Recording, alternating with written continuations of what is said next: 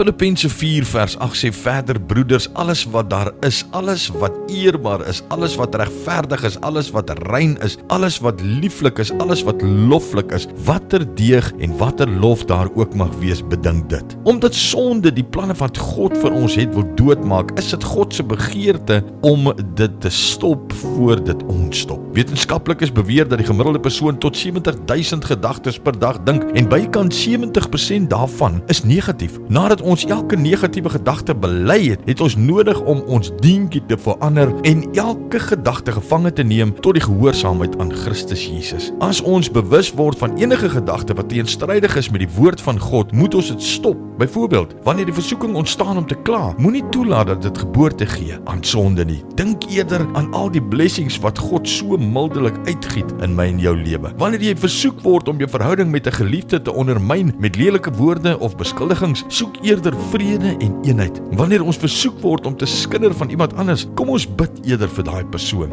Daai gedagtes het nie meer die autoriteit in ons lewens nie, omdat die persoon wat ons was voor ons Christus ontmoet het, nie meer bestaan nie. Jy is 'n nuwe skepsel in Christus Jesus. Verander jou dientjie en fokus op die regte en die goeie. Abba Vader, dankie dat ons nou nuwe skepsels is deur middel van Jesus Christus. Dankie Vader dat ons nie meer die ou dientjie hoef te sing, maar dat ons 'n nuwe dientjie het in ons hart, 'n dientjie van vreugde. Ons loof U, ons prys U en ons eer U in Jesus se naam. Amen.